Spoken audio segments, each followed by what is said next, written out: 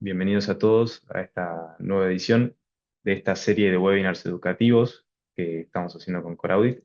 Mi nombre es Francisco Vega, soy de la empresa de Belandit y hoy vamos a estar hablando de la Ley de Protección de Datos, de la nueva, bueno, nueva entre comillas, Ley de Protección de Datos que va a entrar en vigencia ahora a fin de año en Chile, ¿no? Básicamente, lo que quiero hablar de esta ley es principalmente, bueno, en qué consiste, qué cambios introduce, ¿no? Y también hablar un poco de, bueno, qué implica esto para las organizaciones, ¿no? Que almacenen datos personales de usuarios, que, bueno, tienden a ser la mayoría de las organizaciones. Lo principal es que con esta nueva ley, eh, la idea central tiende a ser, bueno, la mayoría cree que cumple, pero en realidad ahora hay que demostrar que uno está cumpliendo, ¿no? O sea, ¿qué pasaba antes?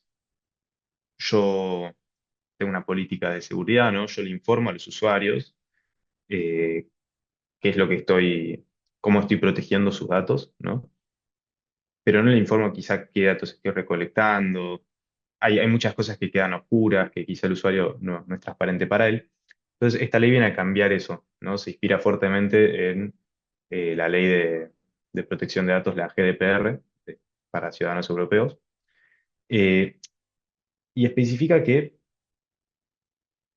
yo no solo tengo que decirle a mi usuario que estoy recolectando datos suyos y que los estoy protegiendo, sino que tengo que efectivamente demostrar que lo estoy haciendo, ¿no? Que lo estoy haciendo de manera efectiva. Eh, y por otro lado, o sea, yo tengo que generar evidencia de, de este cumplimiento. Y por otro lado, bueno, esta ley también trae consecuencias, ¿no? O sea, más allá del tema legal, hay una nueva agencia, hay una nueva entidad que él va a estar controlando todo esto y va a poder aplicar sanciones en caso de que, bueno, uno no esté cumpliendo con los lineamientos de esta nueva ley. Ya vamos a entrar un poco más en detalle. ¿Qué cambia realmente con esta ley? ¿No? Eh, lo que comenté, o sea, ya pasamos de tener solo documentos, políticas, a tener que generar evidencia de el cumplimiento. O sea, se pasa de lo que sería un cumplimiento declarativo, o sea, declarar que yo estoy cumpliendo, a un cumplimiento proactivo, en el que yo, además de decirte que estoy protegiendo tus datos, también tengo que poder demostrar, ¿no? Tengo que generar evidencia sobre cómo yo estoy protegiendo los datos. Eh, entonces, acá lo principal es la inversión de la carga de la prueba, ¿no? O sea, antes la carga de la prueba, ¿no? Si un usuario pensaba que se estaban manejando sus datos de manera incorrecta, ese usuario tenía que demostrar que sus dudas estaban infundadas, hacer la denuncia y en ese caso se investigaba. Hoy esto cambia totalmente, ¿no? La carga de la prueba cae sobre la organización, ¿no? Que el, tiene que probar que lo que está haciendo con esos datos es legítimo y que lo está haciendo de manera correcta, ¿no?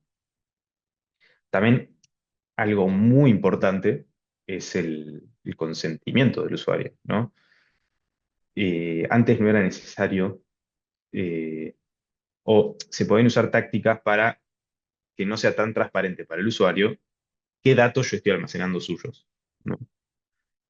Esto ahora también cambia. O sea, antes, por ejemplo, yo podía tener un formulario eh, y ese formulario venía con ciertas casillas marcadas que decían que el usuario está de acuerdo con dar sus datos personales, su nombre, su teléfono, email, etcétera. Hoy en día eso no es posible, por ejemplo. Si yo le entrego un formulario al usuario, típico formulario de términos y condiciones, yo no puedo premarcar casillas para que ese usuario dé su consentimiento. El consentimiento tiene que ser explícito. El usuario tiene que decir que leyó los términos y condiciones, tiene que estar de acuerdo con todo lo que con todo lo que decían esos términos y tiene que marcar la casilla explicitando que está de acuerdo con el uso que va a hacer la organización de sus datos. Pero no solo yo tengo que informar qué datos estoy almacenando, sino que tengo que informarle también para qué. Y esa razón debe ser una razón válida. Y el usuario tiene que estar de acuerdo con esa razón. ¿No? Por ejemplo, necesitamos tu dirección de correo para fines de marketing. Bueno, eso yo se lo tengo que informar al usuario. No lo puedo dejar de lado. Porque por este punto clave que el usuario tiene que dar consentimiento explícito. Por otro lado, eh, ahora también con respecto a el control de estos datos, ¿no? Bueno, supongamos que el usuario ya dio su permiso, o sea, ya tengo el consentimiento del usuario, yo paso de tener un control parcial de los datos a necesitar una trazabilidad total de todos estos datos. O sea, de cada dato personal yo necesito saber eh, quién accede a estos datos, en qué momento, para qué. Ya vamos a hablar un poco más en detalle de qué formas tenemos de hacer esto, pero básicamente se vuelve más estricta la auditoría necesaria sobre estos datos. Por otro lado, otro cambio que introduce la ley es bueno, la introducción, vale la redundancia, de una nueva agencia reguladora, la Agencia de Protección de Datos Personales, o APDP. Esta agencia, también vamos a hablar un poco más en detalle después, lo principal es que es una entidad que tiene el objetivo de, bueno, controlar la aplicación de esta ley, ¿no? Básicamente. O sea, su objetivo es controlar que las organizaciones estén haciendo buen uso de los datos personales de los usuarios, eh, atender denuncias y accionar en consecuencia, ¿no? Eh, entonces, la potestad principal que tiene es de iniciar investigaciones sin necesidad de una denuncia previa por parte de un usuario. O sea, la agencia no necesariamente tiene que recibir una denuncia de un usuario para iniciar una investigación sobre una organización. Eh, entonces, esto vuelve una necesidad de estar preparado, ¿no? De ahí a que sea necesaria la evidencia del cumplimiento que estamos hablando, ¿no? Que pasamos que pasamos a necesitar evidencia de cómo estamos cumpliendo con esta ley, no, es por esto, porque la agencia tiene la posibilidad de investigar una organización y esa organización tiene que estar lista para presentarle a la agencia lo que necesita. Si yo no puedo, si yo, organización, no puedo demostrar que estoy cumpliendo con la ley, el que está en falta soy yo, no la agencia o quien sea, sino yo. Yo tengo que tener esos mecanismos para generar evidencia en pie.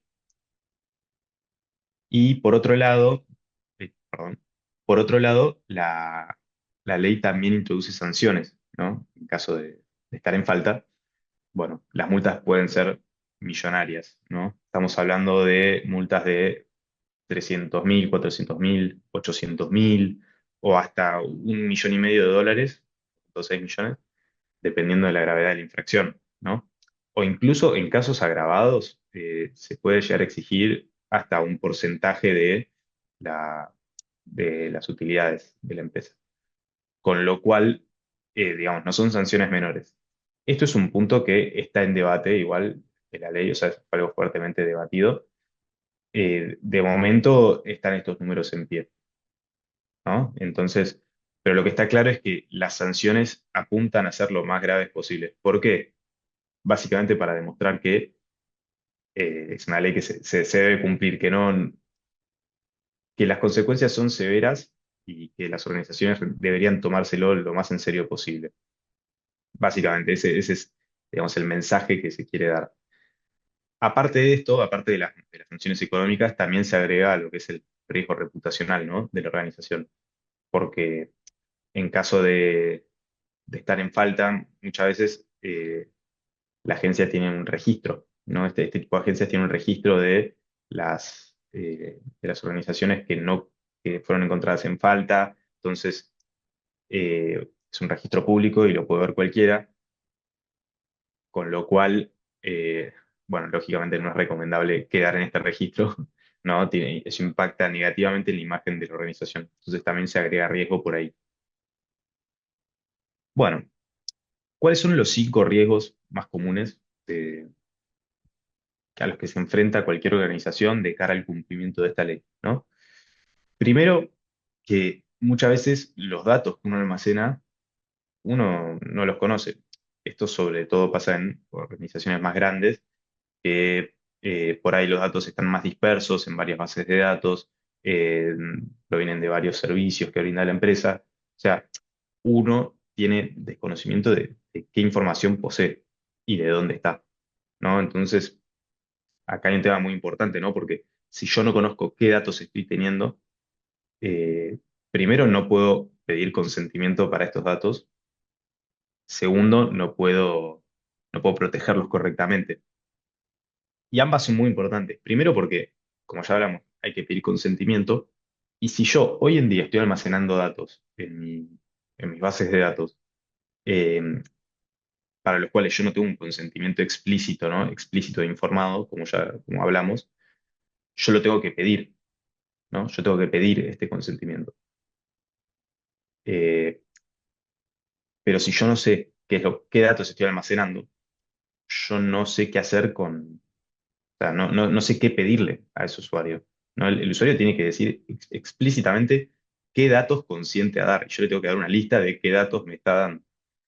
Si yo no puedo generar esa lista, o si en el día de mañana se encuentra de que yo estaba almacenando, por ejemplo, datos biométricos de un usuario sin ninguna justificación, para los cuales yo nunca pedí consentimiento, bueno, ahí estoy en falta. Entonces, es necesario tener un inventario de todos estos datos personales, porque si no es difícil hacer el seguimiento de, bueno, para qué cosas yo tengo consentimiento, para qué cosas no. Acá acaba de aclarar que de momento, ¿no? La ley no entró en vigencia. Entra en vigencia recién en diciembre de este año, para lo cual no falta tanto. Pero a partir de esa fecha, eh, si yo estoy almacenando datos para los cuales no tengo consentimiento, puedo ser encontrado en falta. Por eso es necesario prepararse desde antes. Y estos procesos llevan tiempo. Entonces, es necesario contar con una preparación tiempo antes para que cuando ya entre en vigencia la ley, yo ya estar completamente preparado, ¿no? Ya tener todo el consentimiento que necesito, saber dónde están mis datos, tenerlos protegidos, etcétera. Básicamente todo lo que vamos a hablar. Otro riesgo muy común es la falta de justificación, ¿no? Con respecto a los datos que almaceno. Yo tengo que poder explicar la finalidad con la cual yo estoy almacenando ciertos datos. Eh, y también por dos cosas, porque esta finalidad tiene que estar explicada al usuario. O sea, yo al momento de pedir consentimiento tengo que explicar al usuario por qué estoy pidiendo este dato, ¿no? Entonces, si yo no sé por qué estoy pidiendo este dato, no se lo puedo pedir al usuario. Entonces, bueno, lógicamente, todos estos datos personales que se almacenen deben debe ser justificable el por qué yo lo quiero almacenar. Que quizás para, por ejemplo, fines de marketing. Yo necesito tu email para fines de marketing y hacer campañas de marketing. Eso es una razón válida, pero el usuario tiene que saberlo, tiene que estar de acuerdo con eso. Si no quiere darme su email porque no quiere que le lleguen campañas de marketing, yo no puedo asumir que el usuario lo va a querer, ¿no? Yo tengo que pedírselo y si me dice que no, no puedo almacenar ese dato. Por otro lado, otro riesgo es la detección tardía, ¿no? Detección tardía de incidentes. El tema de los incidentes es otro punto importante de la ley, ¿no? ¿Qué hacer en caso a un incidente? Lógicamente, todos incidentes involucrando a datos personales, ¿no? Incidentes de seguridad que involucran datos personales. Si yo no puedo detectar incidentes a tiempo, también me pueden caer sanciones, con lo cual la detección tardía es un riesgo. O sea, no tener mecanismos para detectar sanciones puede ser un riesgo para la organización. Por otro lado está la ausencia de trazabilidad. Y esto se relaciona un poco con la detección tardía, ¿no? Pero si yo no tengo un registro de quién accedió a qué dato, en qué momento, para qué, bueno, si yo no tengo ese registro, se me va a complicar mucho hacer un análisis de un incidente, ¿no? No voy a saber qué pasó, no voy a saber cómo alguien entró a mi sistema y filtró datos, por ejemplo. No lo voy a saber. Yo necesito trazabilidad, es una necesidad. Entonces, este es un riesgo bastante importante. Y por otro lado, es Si yo no tengo no puedo generar la evidencia necesaria, si yo no puedo generar los reportes necesarios para la agencia, también es algo que puede conllevar a sanciones, como ya hablamos, ¿no? Eh, si yo no, si la agencia me quiere investigar mi organización y yo no tengo los reportes para presentarle, bueno, esto puede incurrir en sanciones, ¿no? Porque yo tengo la carga de la prueba, está en mí, está en mi organización, digamos, ¿no? La carga de la prueba está en mí. Entonces, ¿qué cosas podemos hacer?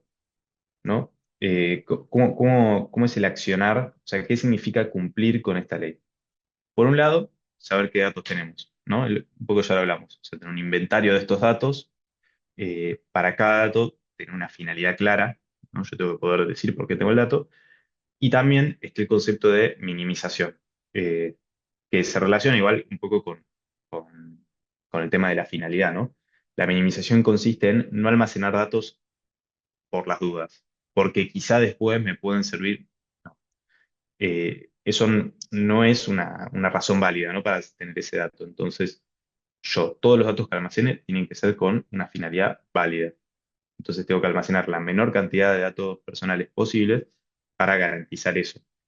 Y también, esto también tiene la ventaja de que cuantos menos datos personales almacene de mis usuarios, más, menos riesgo estoy asumiendo, ¿no? Almacenando estos datos. Porque como estamos viendo, almacenar datos personales también se convierte en un riesgo, ¿no? Es algo que yo tengo que proteger. Entonces, bueno, no es gratis, a eso voy. Con lo cual la minimización también es algo positivo. Eh, por otro lado, cumplir de verdad con esta ley significa demostrar cumplimiento, ¿no? Acá nos metemos en la parte de la evidencia. Vuelvo a mencionar el tema de la inversión, la carga de la prueba. O sea, yo ahora tengo que demostrar, o sea, la organización tiene la responsabilidad de demostrar que está cumpliendo, o tiene los controles técnicos efectivos para demostrar que está cumpliendo con esta ley, ¿no? Entonces, también para esto yo tengo que generar evidencia, tengo que generar evidencia auditable, ¿no? Tengo que generar reportes de acceso, verificar los accesos a mis tablas, verificar que los controles que yo tengo en pie están funcionando, ¿no? Tener alertas, tener todos esos controles técnicos puestos para que en caso de que me pregunten, ok, ¿vos estás cumpliendo con este y este punto? Sí, lo estoy haciendo. Mirá este reporte que lo demuestra. Entonces, esa es un poco la idea de esto.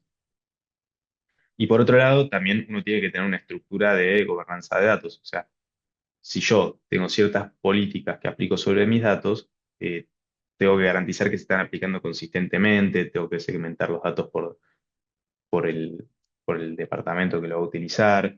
Entonces, eh, todo lo que es estas políticas de privacidad se tienen que aplicar de manera consistente a lo largo de toda la organización, ¿no? Yo no puedo tener un par de personas que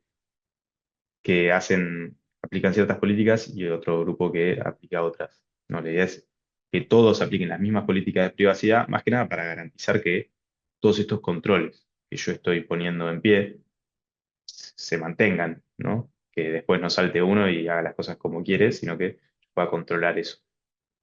Eh, y por otro lado, también, que esto hasta ahora no lo menciona, pero es el rol de el Data Protection Officer, o DPO, ¿no? Este es un nuevo rol que introduce la ley, y este rol tiene un par de particularidades que son bastante importantes. Por un lado, cabe destacar que no es una necesidad legal contar con este rol, o sea, no es que la ley dice, de ahora en más hay que contar con una persona designada que sea el DPO, pero lo que sí la ley establece un modelo preventivo, ¿no? O sea, un modelo que sea como referencia para que, para que las organizaciones lo sigan, ¿no? Y puedan cumplir con esta ley de manera efectiva. Y en ese modelo preventivo está incluido el rol del Protection Officer. Con lo cual, contar con este DPO a ver, por más que no sea una necesidad legal, está en el modelo preventivo, ¿no? Está en la referencia establecida de cómo una empresa debería lidiar con todas estas cuestiones, ¿no? Esto lo establece la ley. Con lo cual, contar con este rol puede ser un atenuante significativo, ¿no? En caso de ser encontrado en falta en algún punto, contar con este rol, demostrar que yo, che, yo por ahí o sea, detectaron que no estoy cumpliendo con la ley en este punto, pero yo realmente tengo en pie, estoy siguiendo el modelo preventivo y, o sea, no soy negligente, no tengo una intención maliciosa, yo realmente estoy intentando cumplir con esta ley.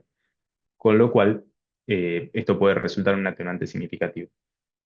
Entonces, para organizaciones que se lo puedan permitir, contar con este rol es algo clave. Entonces, ¿qué hace el DPO? El DPO básicamente, por un lado, eh, es el encargado de que a lo largo de la organización se apliquen los lineamientos de la ley de protección de datos. Básicamente que se protejan los datos de los usuarios de manera efectiva y que se esté pidiendo consentimiento para esos datos y que yo tenga un inventario de datos clasificados. Bueno, esto entra dentro del abanico de responsabilidades de Data Protection Officer. Por otro lado, es el punto de conexión con la agencia de protección de datos, ¿no? Ese es como el nexo entre mi organización y la agencia. Y también es el nexo entre mi organización y los usuarios de los servicios de la organización. O sea, si yo estoy almacenando datos de usuarios y esos usuarios se quieren poner en contacto con mi organización, bueno, ese nexo lo establece el TPO, ¿no? Eh, por otro lado, el DPO debe ser dependiente, ¿no? O sea, no puede ser dependiente de otros sectores de la organización. Más que nada porque acá hay un conflicto de intereses, ¿no? El DPO tiende a ser el que, digamos, está molestando, entre comillas, pidiendo que se apliquen las políticas de privacidad correctas, que, que se estén tratando los datos de usuarios de manera correcta y en caso de encontrar alguna falta, es el encargado de reportar esa falta. ¿Y a quién se la reporta? Directo a el C-Level, ¿no? Básicamente porque si tuviese que reportárselo, por ejemplo, al CTO, ahí puede haber un conflicto de intereses, ¿no? Porque el CTO fue encontrado que estaba manejando los datos de manera incorrecta y podría no querer que el DPO pueda, em, digamos, exponer estas faltas. Bueno, básicamente hay un conflicto de intereses, con lo cual el DPO debe ser alguien independiente, ¿no? Que tenga la capacidad de reportar estas, estas, digamos, vulnerabilidades o faltas a la alta dirección. Y bueno, eso con respecto a el DPO. Y también, eh, que esto también se relaciona un poco con las responsabilidades del DPO, también la empresa debe tener un protocolo un protocolo en pie para la gestión de incidentes, ¿no? Entonces, por un lado, hay que establecer un protocolo efectivo que diga cómo va a reaccionar la organización ante un incidente de seguridad que involucre datos personales. Por otro lado, estos incidentes tienen un límite de tiempo para hacer un proceso de disclosure. O sea, la notificación inicial, la agencia debe ser dentro de las 72 horas tras la detección del incidente, ¿no? Y digamos, esta notificación no tiene que tener el detalle completo de una investigación realizada sobre el incidente, ¿no? Lo que debe ser es una notificación inicial que diga, ok, tuvimos un incidente, qué datos fueron afectados, ¿no? Cuántos datos fueron afectados y, y bueno, y contando un poco en qué momento sucedió, o sea, alrededor de qué momento. A ver, es una notificación inicial, no tiene que tener todo el detalle, pero sí debe ser dentro de las primeras 72 horas, ¿no? Eh, esto, bueno, más que nada es una obligación, o sea, yo no puedo intentar ocultar un incidente o una brecha de datos, no, yo tengo la obligación de reportarlo. esto debe estar contemplado dentro de mi protocolo, ¿no? Y acá hay un par de puntos que cabe destacar que 72 horas para hacer una notificación inicial, obviamente la notificación inicial no tiene que ser súper detallada, como ya dije, pero sí debe tener cierto nivel de detalle, ¿no? Yo tengo que poder ver un poco qué es lo que sucedió para poder meter esa información dentro de mi notificación inicial. Entonces, para esto, yo al tener 72 horas, muchas veces no hay tiempo de llamar a una consultora externa que venga a analizar mis sistemas, no hay tiempo de armar todo ese esquema. Por lo que es necesario contar con herramientas in-house, o sea, dentro de la propia organización, que pueda monitorear qué sucedió y pueda realizar un análisis preliminar, al menos, inmediato, ¿no? Para ya poder hacer la notificación correspondiente a la agencia. Y esto es muy importante porque en caso de no avisar a la autoridad o exceder el plazo de tiempo, esto puede conllevar sanciones, ¿no? Entonces, todo esto está enmarcado bajo la idea de que en seguridad en general, no solo con respecto a datos personales, sino en seguridad en general, no es cuestión de cuándo o de si va a pasar, perdón. No es cuestión de si va a pasar, es cuestión de cuándo va a pasar. O sea, yo este protocolo lo tengo que hacer lo antes posible, porque yo no sé cuándo me va a pasar un incidente. Lo que sí sé es que lo más probable es que algo vaya a suceder, ¿no? Nunca quisiera ser encontrado con que fui víctima de un incidente de seguridad y no tenía un protocolo establecido para responder a ese incidente, ¿no? Entonces, bueno, eh, por eso tener un protocolo de gestión de incidentes es muy importante. Y no solo es importante, también es algo que está exigido por esta nueva ley. Bueno, ¿y qué controles yo puedo establecer, ¿no? Para, para, digamos, detectar incidentes, responder ante incidentes, todo lo que ya hablamos. Por un lado, y bueno, y también proteger, ¿no? Los datos, o sea, tener un sistema seguro para poder almacenar datos personales. Primero, como importante, proteger los datos sensibles, ¿no? Identificarlos, tener cifrado en reposo, tener esos datos aislados, ¿no?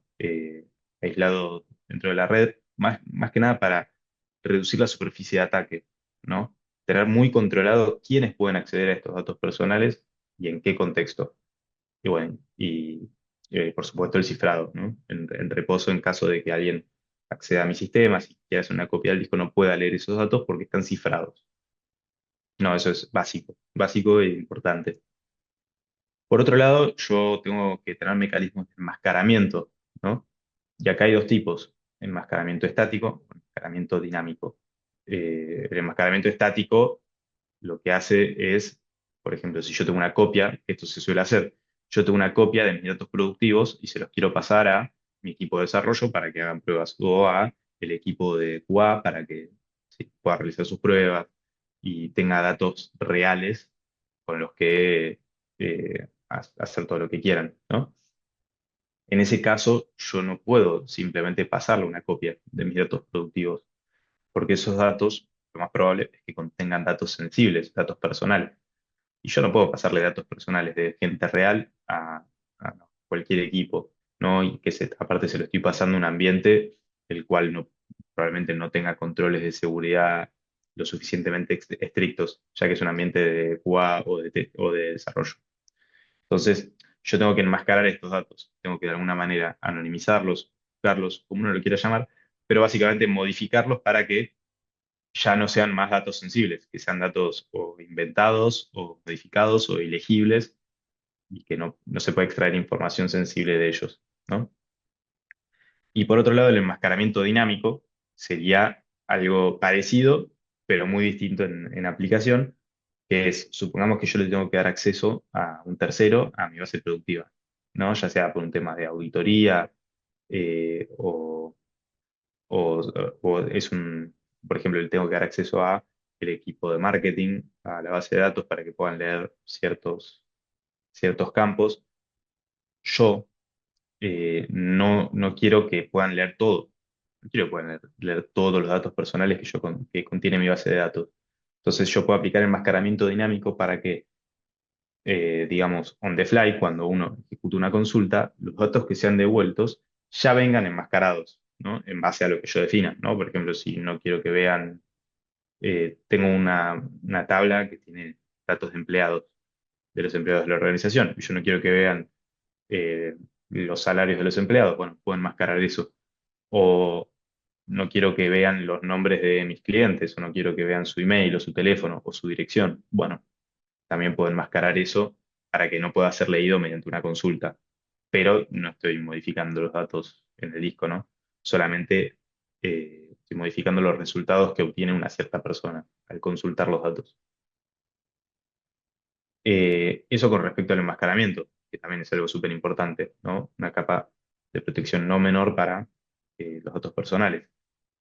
Después yo tengo que establecer un control de acceso muy riguroso a las tablas que contengan datos sensibles, ¿no? Más que nada porque yo tengo que garantizar lo que es el mínimo privilegio, ¿no? Una persona solo va a poder acceder a una tabla si realmente lo necesita para algo, ¿no? Se parece un poco a lo que ya habíamos hablado de la minimización de los datos, ¿no? Yo solo voy a almacenar para lo que realmente necesite. Bueno, acá solo le voy a dar acceso a alguien a lo que realmente necesite. Eh, no le voy a dar acceso a cosas por si acaso, porque eso me expone eh, a que la persona pueda leer más datos de los que yo en realidad quiero, ¿no? Con lo cual, en este caso está bueno garantizar lo que es el mínimo privilegio. Y finalmente, yo también tengo que tener controles operacionales, o sea, poder controlar la actividad, ¿no? Tener una auditoría de la actividad, tener alertas, tener bloqueos de consultas en caso de que no cumplan con lo que yo quiero, o sea, con lo que yo tengo permitido, ¿no?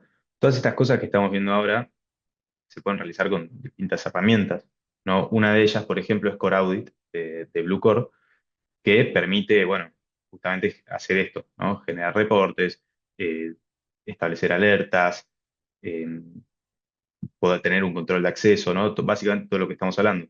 El tema de auditoría, reportes, generación de evidencia.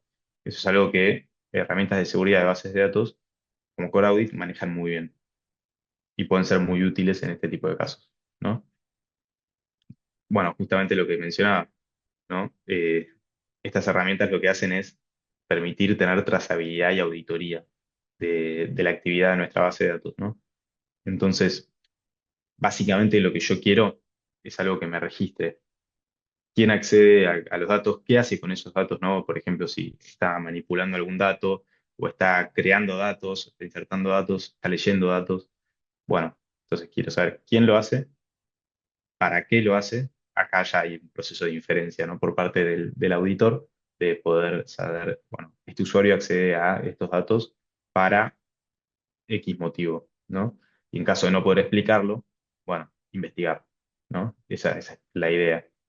Eh, pero la idea principal es saber quién, cuándo y para qué, y sobre qué datos, ¿no? Y es muy importante destacar que estos registros de auditoría que yo vaya generando deben ser inmutables. Y esto es algo que no es tan obvio. ¿Y a qué me refiero con inmutables primero, no? Eh, Acá inmutable me refiero más que nada que el sistema que genera estos eventos de auditoría debe ser separado del sistema que los almacena, ¿no? ¿Y esto por qué? Porque supongamos que se compromete mi base de datos, ¿no? Que sería la que genera estos eventos de auditoría. Alguien compromete mi base de datos, obtiene credenciales privilegiadas, ahí podría hacer lo que quiera. Si yo almacenara registro de auditoría dentro de la base de datos, esa persona, con permiso, con acceso privilegiado, puede hacer lo que quiera, leer los datos que quiera y después borrar los registros de auditoría relacionados a él. Entonces, no tendría mucho sentido. La buena práctica de seguridad es enviar esos registros de auditoría a un sistema separado, manejado por un equipo, digamos, especializado en esto y que pueda, y que los tenga ahí a disposición para analizarlos, pero que sea separado el acceso a estos registros del acceso a la base de datos, ¿no? Eh, entonces, bueno, eso más que nada con respecto a la parte inmutable, el carácter inmutable de estos registros de log.